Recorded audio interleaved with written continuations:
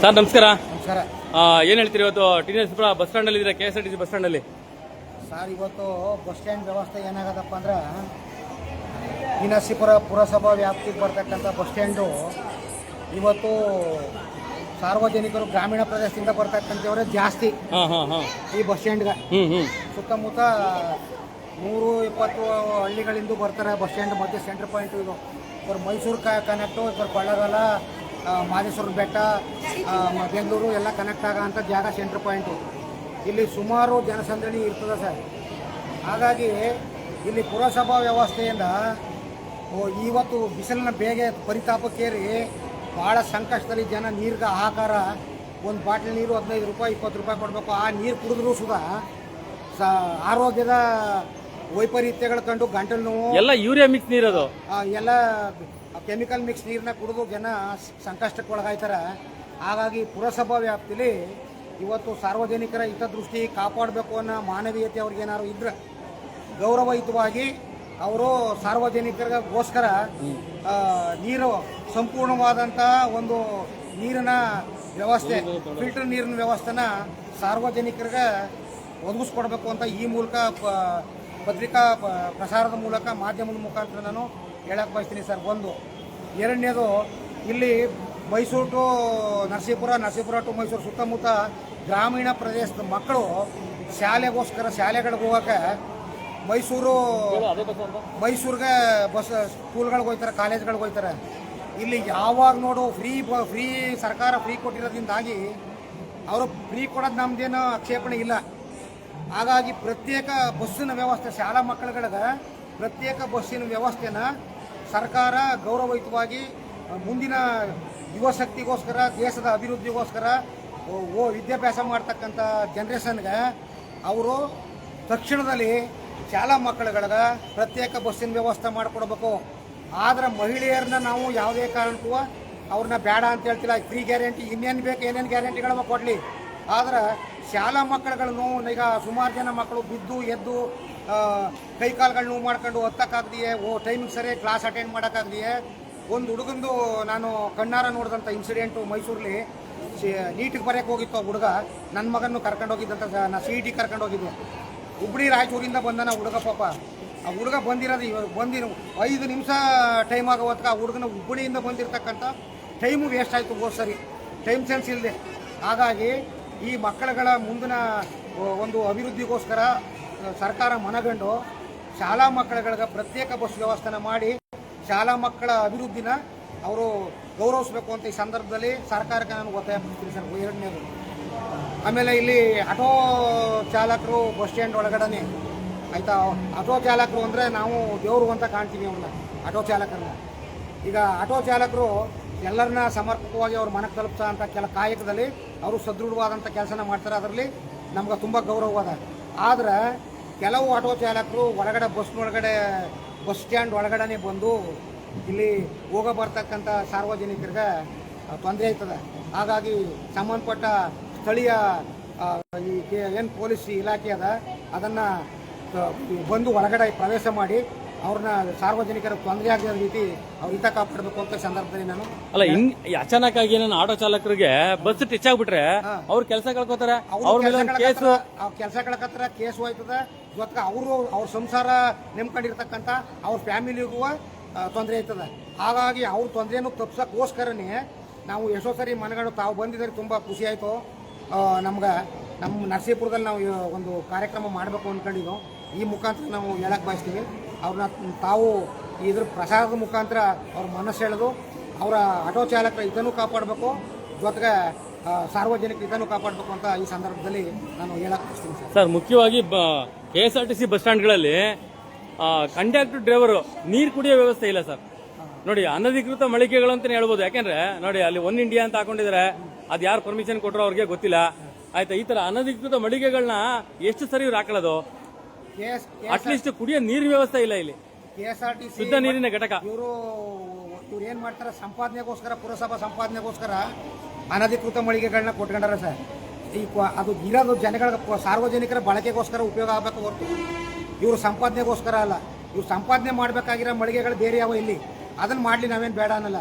ಅನಧಿಕೃತವಾಗಿ ಕೊಟ್ಟಿರ್ತಕ್ಕಂಥ ಮಳಿಗೆಗಳನ್ನ ತೆರವು ಮಾಡಿಸಿ ಸಾರ್ವಜನಿಕರಿಗೆ ಬಿಟ್ಕೊಡ್ಬೇಕು. ಅವ್ರು ಇಟ್ಕೊಳ್ಳಿ ತೊಂದರೆ ಇಲ್ಲ, ಆದ್ರೆ ಕುಡಿಯೋ ನೀರಿನ ವ್ಯವಸ್ಥೆ ಮಾಡ್ಲಿ ಜೊತೆಗೆ ಹೌದು. ಅಲ್ವಾ. ಇವರೆಲ್ಲ ಕಾಸು ಕೊಟ್ಟು ಬಾಟ್ಲ ನೀರು ಕುಡಿಯಕ್ಕಾಗತ್ತಾ? ನೋಡಿ ಅಲ್ಲಿ ಹೋಟ್ಲಲ್ಲಿ ಬನ್ನಿ ತೋರಿಸಿ ನಿಮ್ಗೆ. ಆ ಹೋಟ್ಲಲ್ಲಿ ಕುಡಿಯೋ ನೀರಿನ ವ್ಯವಸ್ಥೆ ಹೆಂಗಿದೆ ಅಂತಂದ್ರೆ ಮೇಲೆ ಟ್ಯಾಂಕ್ ನೀರು ನಾನೇ ಕುಡ್ದೆ ನೋಡೋಣ ಅನ್ಬಿಟ್ಟು ನೋಡಿದ್ರೆ ಉಪ್ಪು ನೀರು. ಕಾವೇರಿ ಹೊಳೆ ಪಕ್ಕದಲ್ಲೇ ಇದೆ, ಅದು ಸಂಗಮ ನರಸೀಪುರ. ನಾಚಿಕೆ ಮನ ಮರ್ಯಾದೆ ಬಿಡುವ ಜನಪ್ರತಿನಿಧಿಗಳಿಗೆ.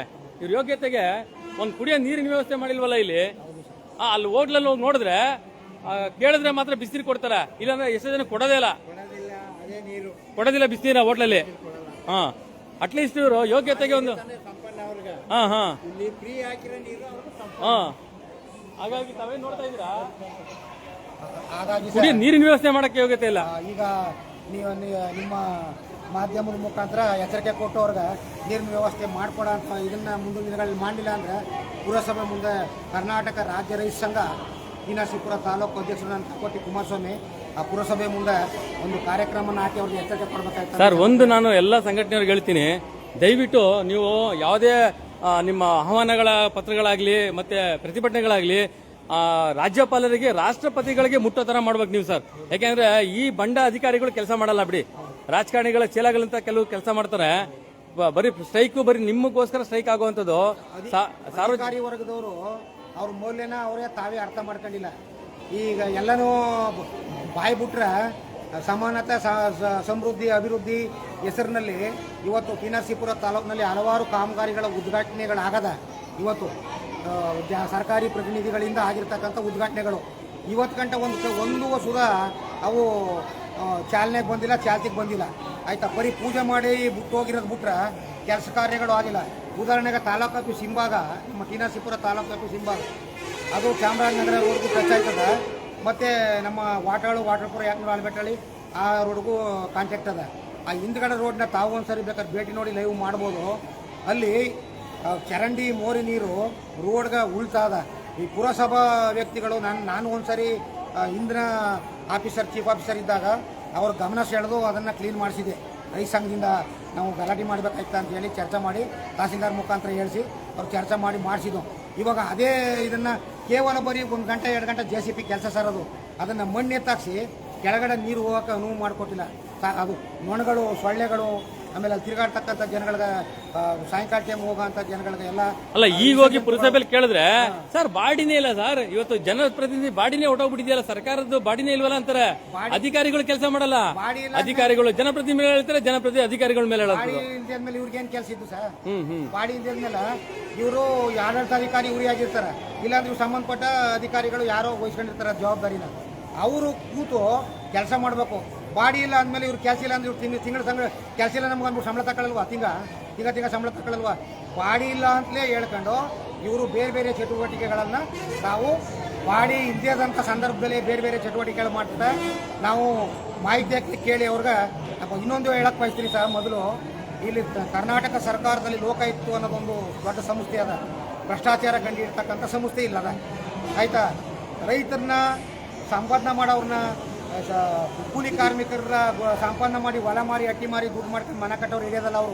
ಅವ್ರು ಏನು ಮಾಡಬೇಕು ಅಂದ್ರೆ, ಒಬ್ಬ ಪಂಚಾಯತಿ PDO, ಒಂದು ಸಾಮಾನ್ಯ ಪಂಚಾಯತಿ PDO ಅದು ಒಂದು 20 ಎಕರೆ ಜಮೀನು, ಒಂದು 20 ಬಿಲ್ಡಿಂಗ್ ಕಟ್ಟಿರ್ತಾನೆ. ಅದು ನಗರ ಬೆಂಗಳೂರಲ್ಲಿ ಮಾಡ್ಕೊಂಡಿರ್ತಾರೆ, ಗೊತ್ತಾಗ್ಬಿಡುತ್ತೆ ಅಂತ. ನಾವು 20 ಎಕರೆ 50 ಎಕರೆ ವ್ಯವಸಾಯ ಮಾಡಿ ದುಡಿದ್ರು ನಾವು ಕಟ್ಟಕ್ಕಾಗದಂಥದ್ದು ಅದು ಅಂತ ಒಂದು ಕೆಲಸಗಳನ್ನ ಈ ಅಧಿಕಾರಿಗಳು ಯಾರು ಮಾಡ್ತಾರೆ ಅವ್ರನ್ನ ಮಾನ್ಯ ಲೋಕಾಯುಕ್ತರ ಮೇಲೆ ಅಪಾರ ಗೌರವ ಇರ್ತಕ್ಕಂಥದ್ದು ನಮ್ಗೆ.